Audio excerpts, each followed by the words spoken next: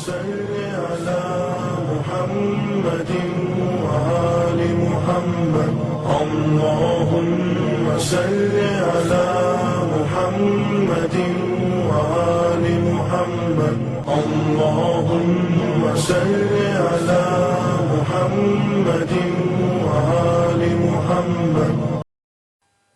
அஸ்ஸலாமு அலைக்கும் வரஹ்மத்துல்லாஹி வபரகாத்துஹு. அல்ஹம்துலில்லாஹ் வஸ்ஸலாத்து வஸ்ஸலாம் அலா ரசூலில்லாஹி அம்மா பஅத். கண்ணியத்திற்குரிய எல்லாம் அல்ல அல்லாஹ்வின் நல்லடியார்களே, பாசத்திற்குரிய இஸ்லாமிய பெரியோர்களே, தாய்மார்களே, சகோதர சமுதாயத்தை சார்ந்த அருமையான சகோதர சகோதரிகளே, அல்லாஹுடைய மாபெரும் கிருபையினால் ததப்புருல் குர்ஆன், குர்ஆனை சிந்திக்கலாம் என்ற தலைப்பின் கீழ் அல் குர்ஆனில் கூறப்பட்டுள்ள அறிவியல் சம்பந்தமான கருத்துக்களை எல்லாம் தொடர்ந்து நாம் பார்த்து வருகின்றோம். அந்த வரிசையிலே ஜைத்தூன் மரம், ஜைத்தூன் எண்ணெய், அதன் மீது அல்லாஹ் சத்தியமிட்டு கூறுகின்றான். அல்லாஹ் தன்னுடைய படைப்பினங்களில் ஏதாவது ஒன்றின் மீது சத்தியமிடுவானேயானால் அந்த படைப்பு ஒட்டுமொத்த மனித சமுதாயத்திற்கும் மிகவும் நன்மை செய்யக்கூடிய ஒரு படைப்பாகத்தான் இருக்கும் என்பதை அல்லாஹ் நமக்கு உணர்த்தி காட்டுகின்றார். ஜைத்தூன் எண்ணெயை பயன்படுத்துவதன் மூலமாக ஒட்டுமொத்த மனித குலத்திற்கும் என்னென்ன நன்மைகள் ஏற்படும் என்பதை சென்ற தொடரிலே நாம் பார்த்தோம். தொடர்ந்து ஜைத்தூன் எண்ணெயை பயன்படுத்துவதன் மூலமாக மனித குலத்திற்கு என்ன நன்மை என்பதை நாம் சிந்தித்து பார்த்தால், மருத்துவ உலகம் சொல்லக்கூடிய கருத்துக்களை நாம் பார்க்கின்ற பொழுது மிகவும் மிகவும் ஆச்சரியமாகவே இருக்கின்றது. இன்றைக்கு உலகளாவிய அளவிற்கு பெண்களை ஆட்டி படைக்கின்ற, மரணத்தின் வரையிலும் இழுத்துச் செல்கின்ற ஒரு கடுமையான நோய் ஒன்று இருக்குமானால் மார்பக புற்றுநோய். மார்பக புற்றுநோயினால் ஒவ்வொரு ஆண்டும் ஆயிரக்கணக்கான பெண்கள் மரணத்தை தழுவுகின்ற ஒரு கவலையான செய்தியை நாம் கேட்டு வருகின்றோம். இந்த மார்பக புற்றுநோய் வருவதற்கு பல காரணங்கள் உண்டு. பருவ வயதை அடைந்து திருமணம் செய்வதற்கு வசதி இருந்தும் அல்லது வசதி இல்லாமல், யார் திருமணம் செய்யாமல் கன்னிகளாகவே வாழ்கிறார்களோ, சில பெண்கள் என்ன செய்யறாங்கன்னா, நாங்க கல்யாணமே முடிக்க மாட்டோம், கன்னியாகவே நாங்க வாழ்ந்துட்டு போறோம் அப்படின்னு என்ன செய்யறாங்கன்னா வாழ்கிறார்கள். இந்த மாதிரி திருமணம் செய்யாமல் கன்னிகளாக யார் வாழ்கிறார்களோ இவர்களையும் அந்த மார்பக புற்றுநோய் அதிகமாக தாக்கும். இரண்டாவது காரணம் என்னவென்றால், திருமணம் செய்து குழந்தைகளை பெற்றெடுத்து அந்த குழந்தைகளுக்கு 2 ஆண்டுகள் பரிபூரணமாக அமுது கொடுக்க வேண்டும், தாய்ப்பால் கொடுக்க வேண்டும் என்று உலக பொதுமறையாம் அல் குர்ஆனிலே அல்லாஹ் சொல்லி காட்டுகின்றார். வல்வாலிதாத்து யுர்திஇன அவுலாதகுன்ன ஹவுலைனி காமிலைனி. தாய்மார்கள் தாங்கள் பெற்றெடுத்த குழந்தை செல்வங்களுக்கு, அது ஆண் குழந்தையோ பெண் குழந்தையோ, அந்த குழந்தைகளுக்கு 2 ஆண்டுகள் பரிபூரணமாக அமுது கொடுக்க வேண்டும் என்று அல்லாஹ் சொல்லுகின்றார். இந்த நாகரிகமான காலத்துல பெண்கள் என்ன செய்றாங்க தெரியுமா? 2 ஆண்டுகள் பரிபூரணமாக அமுது கொடுத்தால் தங்கள் அழகு கெட்டுவிடும், அழகு சரிந்துவிடும். அழகு கெட்டுவிடும் என்ன? மார்பகம் கெட்டுவிடும். அழகு சரிந்து விடும்னா என்ன? மார்பகம் சரிந்து விடும். எனவே 2 ஆண்டுகள் எல்லாம் நாங்கள் அமுது கொடுக்க முடியாது என்று கூறி 6 மாதங்களிலேயே பால் கொடுப்பதை நிறுத்திவிட்டு அல்லாஹ்வினால் இயற்கையாக சுரக்கின்ற அந்த அமுதுவை மருந்து மாத்திரைகள் உட்கொண்டு நிறுத்தி விடுகிறார்கள். சில தாய்மார்கள் 2 வருஷம் அமுது கொடுப்பதற்கு ஆசைப்பட்டு பால் சுரக்காமல் கவலைப்படுகிறார்கள். ஆனால் சில பெண்கள் அல்லாஹ் அதை சுரக்க வைத்து, நான் 2 வருஷம்லாம் கொடுக்க மாட்டேன், என் அழகு கெட்டுவிடும், அழகு சரிந்துவிடும், அந்நிய ஆண்கள் என்னை பார்த்து ரசிக்க மாட்டார்கள், கிழவி என்று சொல்லி விடுவார்கள், எனவே நான் 2 வருஷம்லாம் கொடுக்க முடியாதுன்னு சொல்லி சுரந்து வரக்கூடிய அமுதை மருந்து மாத்திரைகளை போட்டு நிறுத்தக்கூடிய ஒரு அவலமான சூழல் இன்றைக்கு பரவலாக இந்த நாகரிக காலத்திலே இஸ்லாமியர்களுக்கு மத்தியிலும் அதிகமாக காணப்படுகிறது. இப்படி யார் 2 ஆண்டுகள் அமுது கொடுக்காமல் இடையிலேயே நிறுத்தி விடுகிறார்களோ இப்படிப்பட்ட தாய்மார்களையும் மார்பக புற்றுநோய் தாக்குகிறது. 6 மாதத்தோட அமுது நிப்பாட்டுறதுனால தாய்க்கும் கேடு, 6 மாதங்கள் மட்டும் அமுது குடித்த காரணத்தினால் அந்த குழந்தைகளுக்கு நோய் எதிர்ப்பு சக்தி இல்லாமல் போய்விடும்.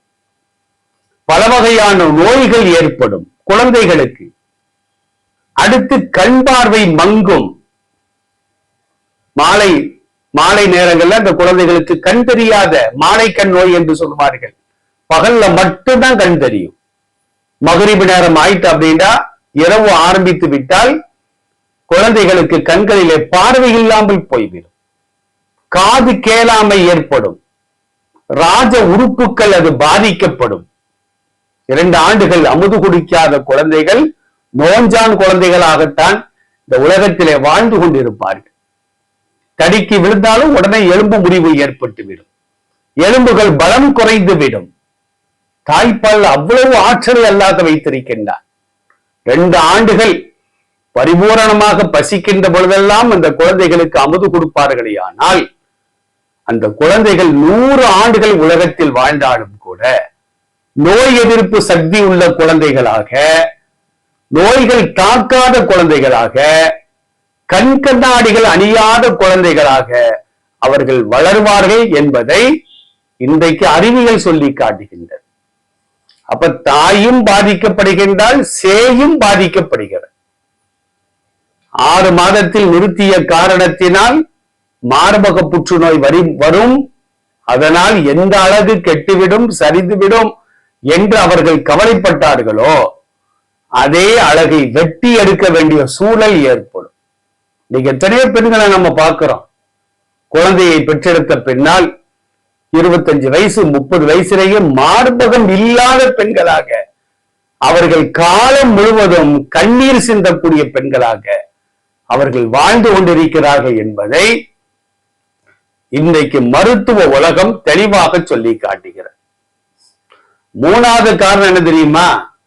இந்த ஃபாஸ்ட் ஃபுட்னு வாங்கி சாப்பிடுறாங்க பத்தியா பெண்கள்.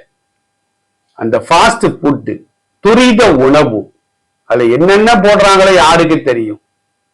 ரோடு ஓரங்கள்ல, சுகாதாரம் இல்லாத இடங்கள்ல, சாக்கடைகளின் ஓரங்களிலே சில இடங்களில் பார்த்தால் அந்த துரித உணவகங்கள்ல மக்கள் சாப்பிட்டு வைக்கக்கூடிய அந்த தட்டுகளை, பிளேட்டுகளை எல்லாம் சாக்கடை தண்ணீரை ஊற்றித்தான் கழுவுகின்றார்கள்.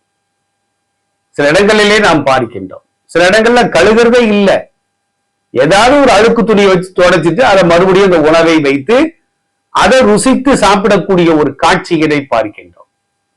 இந்த மாதிரி துரித உணவுகளை சாப்பிட்டால் மார்பகத்தில் மாத்திரமல்ல, உடல் முழுவதும், கண்கள்ல வரலாம், நாக்குல வரலாம், உதட்டுல வரலாம், பல் ஈறுகள்ல வரலாம். அல்லாஹ் பாதுகாக்க வேண்டும். தயவு செய்து நம்ம வாய்க்கு ருசியா சாப்பிடா வீட்டுல வாங்கி சுகாதாரமான முறையிலே நாம் சமைத்து சாப்பிட வேண்டுமே தவிர, ரோடு ஓரங்கள்ல, சாக்கடைகளுக்கு அருகில, கிருமிகள், கொசுக்கள் அதிகமாக வாழக்கூடிய பகுதிகள்ல என்னதான் போட்டிருந்தாலும் அதை வாங்கி சாப்பிடுவது கூடாது. அப்ப துரித உணவுகளும் மார்பக புற்றுநோய் வருவதற்கு ஒரு காரணம். அல்லாஹ் ரப்பல் ஆலமீன் அல் குர்ஆனிலே ஜைத்தூன் எண்ணெயின் மீது சத்தியம் செய்கின்றார். பரக்கத்தான மரம், பரக்கத்தான மரத்திலிருந்து எடுக்கப்பட்ட எண்ணெய் என்று அல்லாஹ் சொல்லுகின்றார்.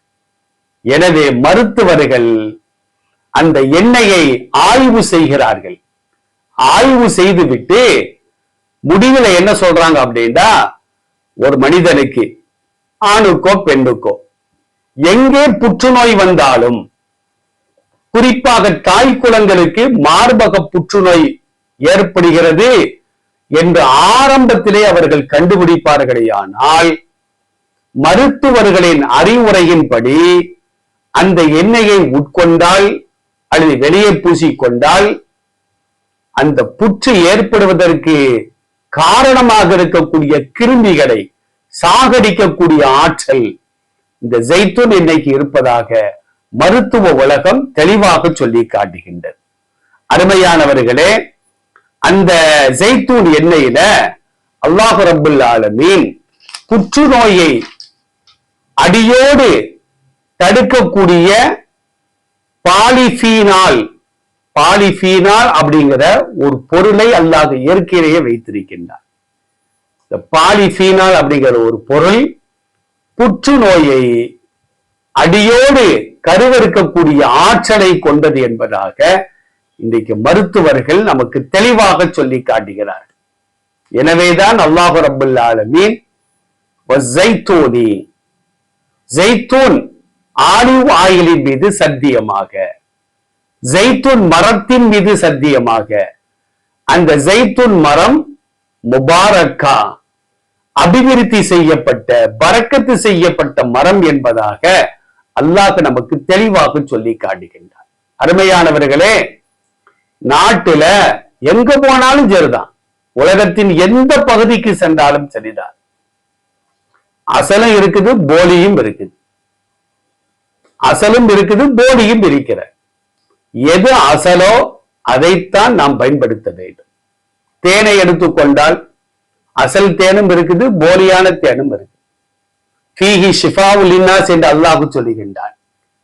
ஃபீஹின அர்த்தம் அசல் தேன்ல தான் நிவாரணம் இருக்கிறது, அதான் நோயை குணப்படுத்தும்.